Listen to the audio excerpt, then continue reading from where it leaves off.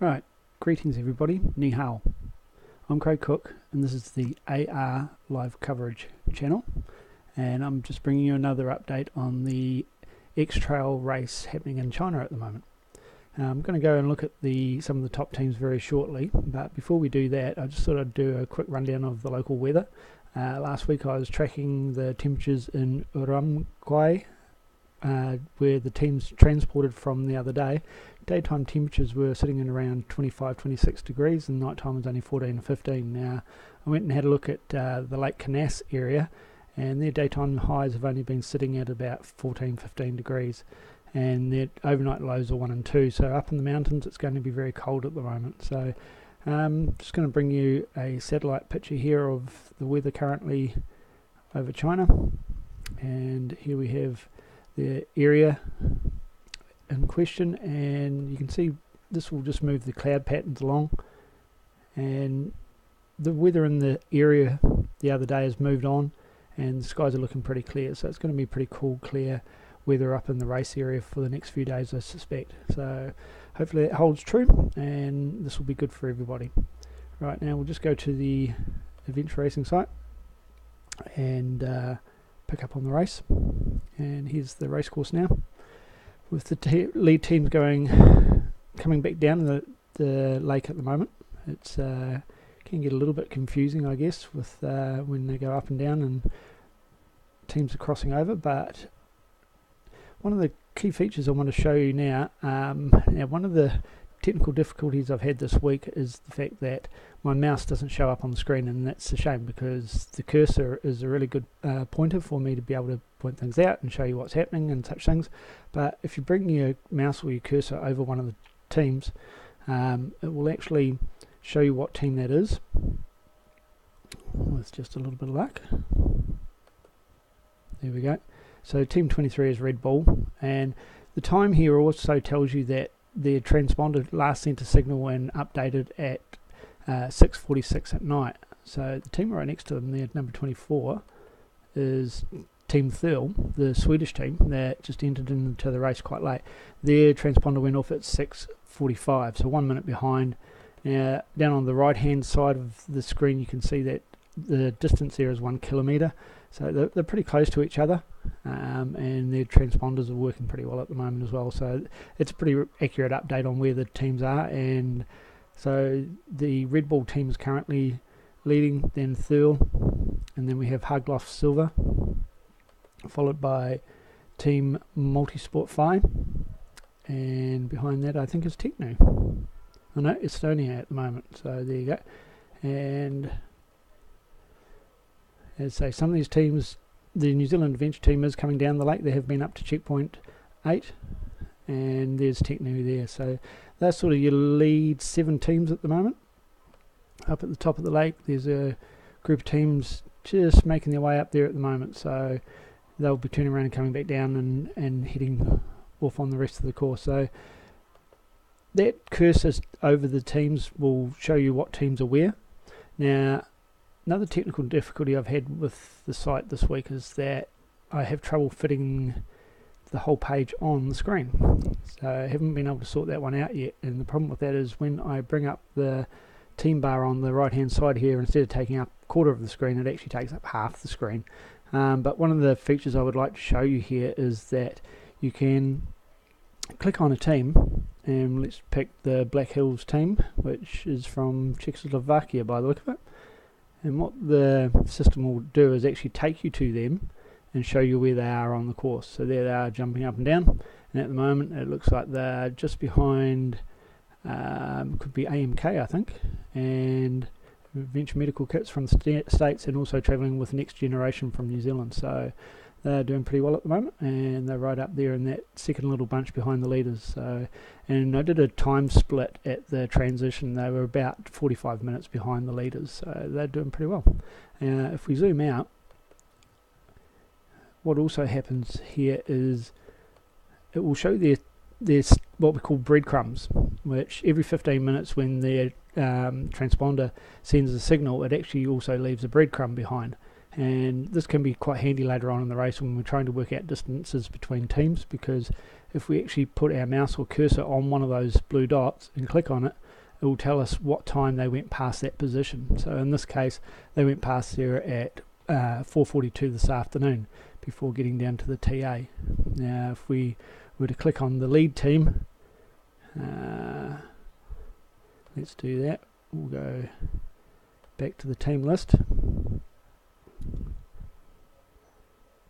We just need to cross that one out. And let's go back to Xtrail. And when we zoom out a little bit and go to a similar location, you'll see that they passed that same point at about 4:05 in the afternoon. So they're only about half an hour time difference, which is remarkably similar actually. I would have thought it was a little bit more than that, but that's what the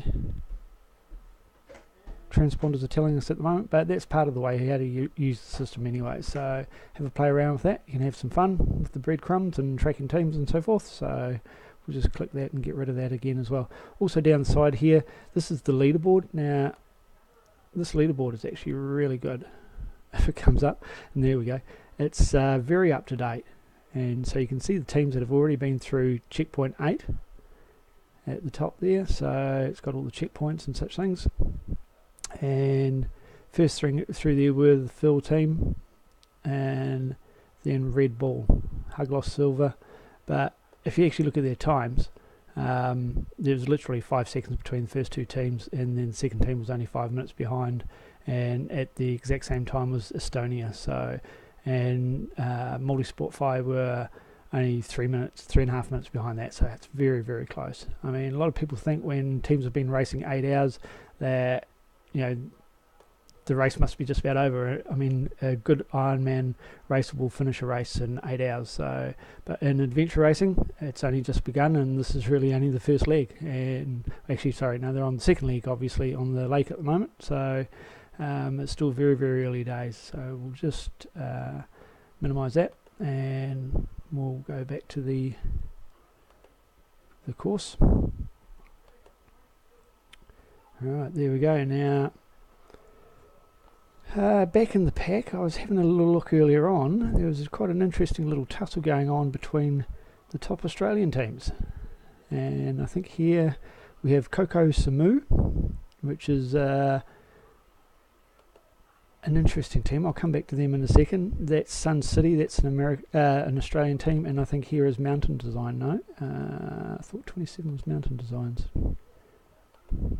Maybe it's Team 20. There you go, Mountain Designs there. So that's actually the 3 top Australian teams, and they're all heading up the lake at the moment. Now, Coco Samu is an interesting team.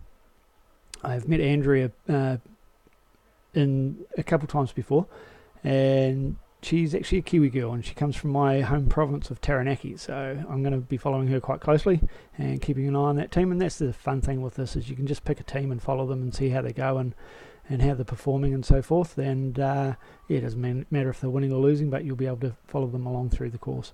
But I think she's got an Estonian and a Latvian in the team as well. So they're racing under the Australian flag, but they're a little bit of a mixture. But Andrea has been living in Brisbane for quite a number of years and does fitness training and such things in Brisbane. So a bit of a crazy lady and a vegan, I do understand. So she's going to go well, and that's where their name Coco Samu comes from. I think it's a coconut milk product that they have. So be interesting following them. And of course then you've always got the back of the pack teams, and at the moment it's these couple guys down the back here, and they're still on the trek at the moment, and that is one of the Tiger Adventure teams from Australia, and I think one of the Kiwi teams as well. So they're taking their time, but there's no rush. I think it's 18 hours is the cut-off time for this first trek, so they should make that quite comfortably, I'd imagine. So they'll still have about another 9 hours to get that done, which shouldn't be a problem. So that's all pretty cool. Right, now I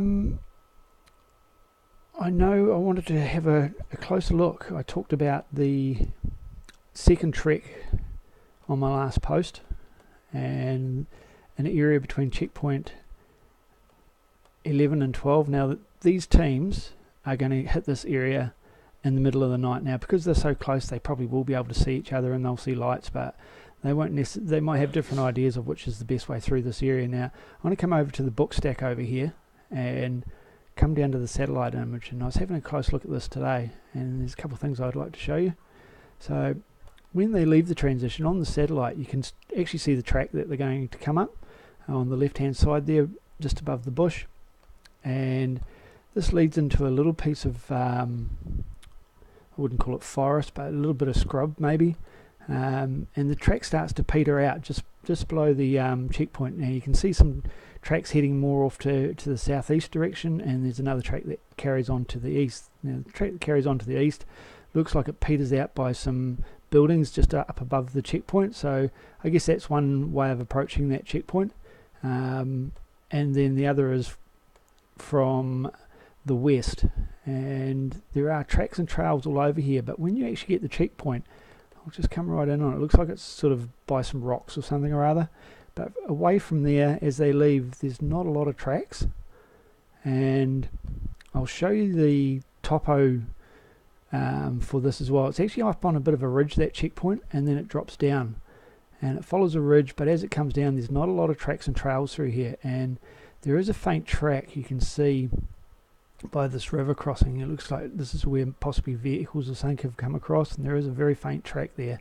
So, but this leads into an area where there's a lot of what look like little lakes or ponds and such things. So, and this trail, faint trail it is, gets to a certain part, and then the green snail trail actually goes off more to the southeast, and that trail actually carries on a little bit more sort of east northeast.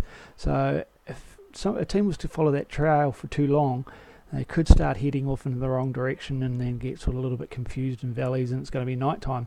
The other option I think is probably to come a little bit south of those ponds or lakes, and a little bit just up on the hillside, I think, away from the water, but it might be wouldn't necessarily say easier going, but a little bit more direct maybe. But as long as they keep heading in the general easterly direction, it will bring them across to the other checkpoint over here, which is by a lake.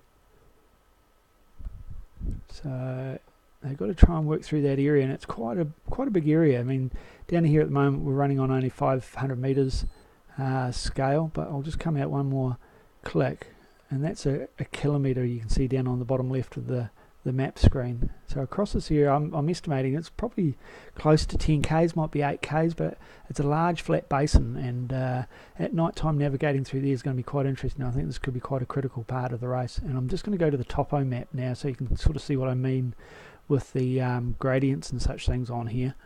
And you can see now that checkpoint 11 was up on a bit of a ridge, so they come up that trail which peters out, and then they just got to find that checkpoint. But from that checkpoint they drop down into this flat basin, and as I say, the option may be to avoid that water, to just stay a little bit more south of the track, or try and follow that trail through the lakes. Now I'd imagine there will be animal tracks all through there going zigzagging all over the show, so could be quite confusing.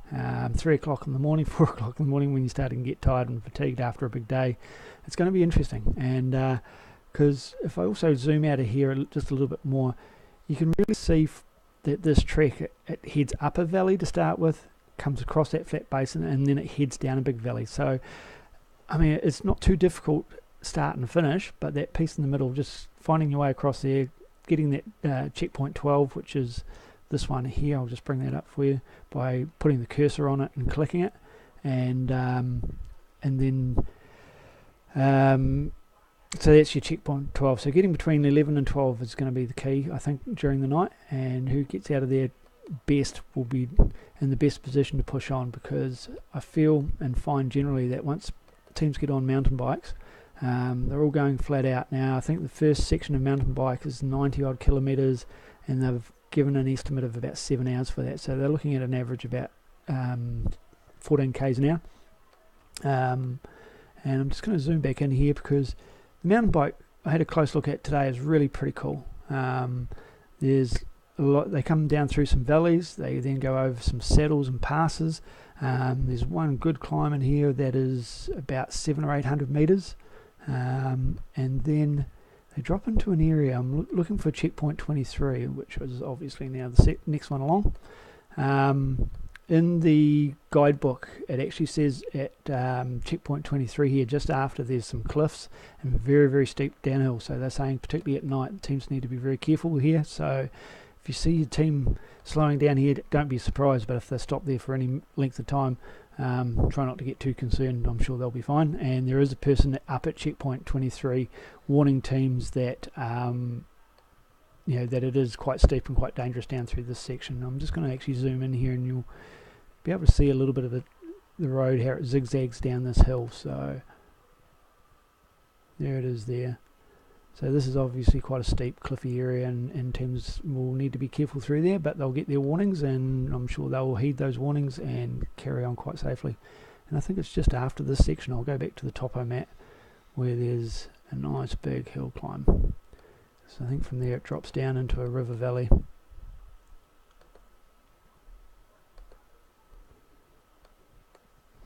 So I'm picking most of the teams will get through the trek tonight, and then they'll be looking at getting on this mountain bike tomorrow. So through the day, looks like a great ride. I mean, it's going to be all just tracks and trails and such things that the herders use, I guess, and they'll just be riding through the countryside. And so I think from this river up to the top here might be about a 700 or 800 metre climb. So there'll be a nice little one for them.